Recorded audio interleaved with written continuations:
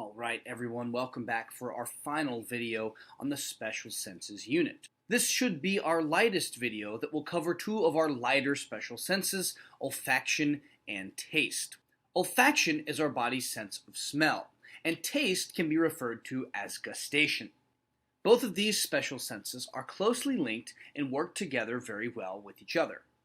We'll hope to gain an understanding of just how these two special senses work, and we're going to start with gustation. So in fact, both olfaction and gustation are chemical senses, which means that different types of chemicals with specialized structures are going to be what give us these sensations of taste and smell.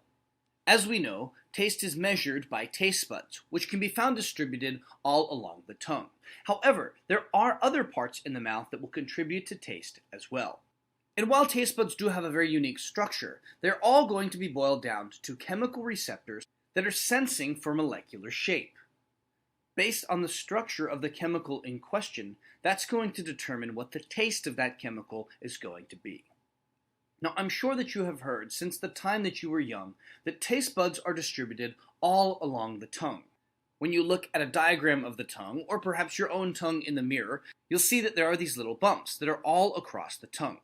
These little bumps are what are referred to as papillae. And the papillae are these different folds in the tongue that will contain the taste buds. And you can see an example of taste buds that are lining the papillae right here. If we zoom into the taste buds, we'll see that there are many of these that can be found within each papillae, and there are several types of cells that contribute to the structure of taste buds in general. First and foremost, we have the basal epithelial cells, which are going to be found up here. They are called basal because they're found more towards the basal side of the epithelium of the tongue. And we'll also find the gustatory epithelial cells, which are the actual cells that are going to sense taste. All of these will project gustatory hairs out through a taste pore, and then the chemicals that come in through the mouth are going to be dissolved in the saliva and then make their way into the taste pores. Whenever those chemicals come in contact with the gustatory hairs, that's going to signal for these cells to fire an action potential down the cranial nerves. There are in fact many different types of papillae. Two of the types we can see are the fungiform papillae, which can be found over here, and the velate papillae, which can be found back here.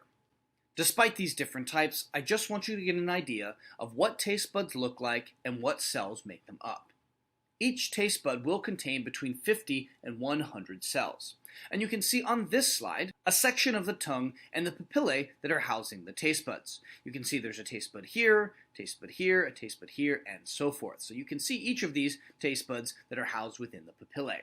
Up here we'll find that stratified squamous epithelium that coats the surface of the tongue, and it will thin out just a little bit here so that the chemicals that are coming into the mouth are able to make their way into those taste pores. So because taste and smell are both chemical senses, what's very important is a layer of moisture that's there to dissolve the different chemicals that are coming in.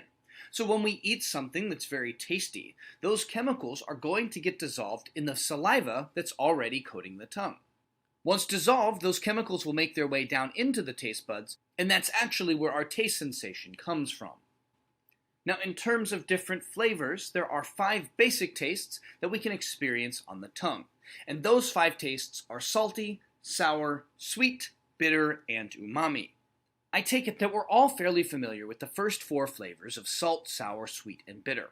But umami is one that you might not have heard of before. If you have not ever heard of umami before, this is the most recently discovered taste that can be described as more of a savory flavor. And what gives us the umami flavor is the amino acid glutamate, which can be found in lots of meats and different types of broths. Salt is of course the flavor of sodium, and sweet is going to be the flavor of sugar. But the sour flavor and the bitter flavor are also very specific to one group of molecules. Acids in particular tend to taste very sour. So in fact, the hydrogen proton is what makes things taste sour. Bitter, on the other hand, is a flavor that is thought to have evolved to help us distinguish between good foods and poisons. So tastes are not just phenomena that are present so that we can enjoy the foods that we eat. The tastes are actually thought to have some evolutionary background and thought to have arisen to help us distinguish which foods were good to eat and which foods were not so good to eat. Now there's one more concept that I want to touch on in terms of taste, and that is the taste bud map. I'm sure that you have all heard before in your elementary school days that the tongue has different areas associated with it that can only sense one type of taste. The common taste bud map that we see has bitter flavors tasted here towards the back of the tongue, sweet flavors tasted here towards the front of the tongue, salty towards the sides, and also sour on the sides as well. This taste bud map has been around since the 1900s, and it had initially been thought that only certain parts of the tongue will sense different types of tastes. But what you'll notice is if you take something bitter and put it on the tip of your tongue, you're definitely going to taste it. So if you have heard about this taste bud map before, I'm here to play a little bit of Mythbusters. While there are different types of papillae that are distributed across the tongue in unequal distributions, the taste buds themselves appear to be equally distributed across the tongue. So despite the fact that this map has been running around loosely for about a century, this is misinformation and not backed by science. Now, our final special sense that we're going to discuss is olfaction, which means our sense of smell. Cranial nerve number 1 is the olfactory nerve, and that's going to bring information related to smell back to the brain. As I mentioned earlier, this is also a chemical sense, and chemoreceptors are used to sense different types of chemicals, also known as odorants, that make their way up into the nasal passageway, to sense different types of chemicals based upon their chemical structure. When odorants are in the gaseous form, they're going to be pulled up into the nasal passageway and eventually dissolve in the mucus that is coating the mucous membrane that lines the nasal passageway. Remember that because this special sense is a chemical sense, these chemicals need to be dissolved in some type of fluid in order to make their way to the receptors. Now, it is thought that we can distinguish over 10,000 different smells. And as I mentioned, it is the structure of the odorant that's going to determine what that molecule will smell like. The cells that are going to facilitate olfaction can be found in what is known as the olfactory epithelium. And we find this olfactory epithelium right up here in the roof of the nasal cavity. You'll find the nasal passageway is going to be lined by a mucous membrane, but there's a specialized type of epithelium up here, that's the olfactory epithelium. So this picture is zoomed in to show us the olfactory epithelium with a few other structures that are closely associated. Here you will find the cribriform plate of the ethmoid bone, which is a bone that you would have discussed in your Anatomy and Physiology 1 lab. You might remember the cribriform plate as containing many different holes, and those holes are necessary for these olfactory receptor cells to project their axons up through the cribriform plate and into the olfactory bulb. The olfactory bulb is at the end of the olfactory nerve, and this is cranial nerve number 1.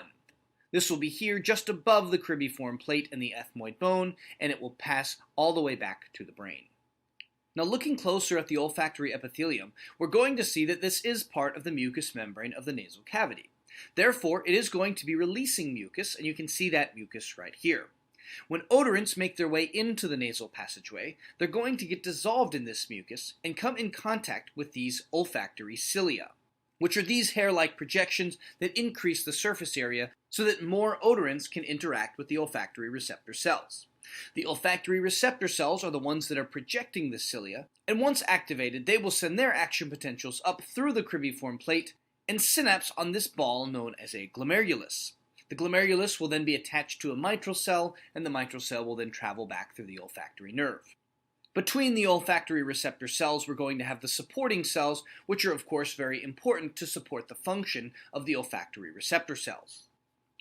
We will also find basal cells that can be found here towards the basal side of this epithelium, and those are going to replace the olfactory receptor cells every 1 to 2 months. You'll see the olfactory cilia just labeled here with its function as well, and I'll also just real quickly mention that the olfactory receptor cells are bipolar neurons. This is a specialized type of neuron that we see more frequently here in the special senses.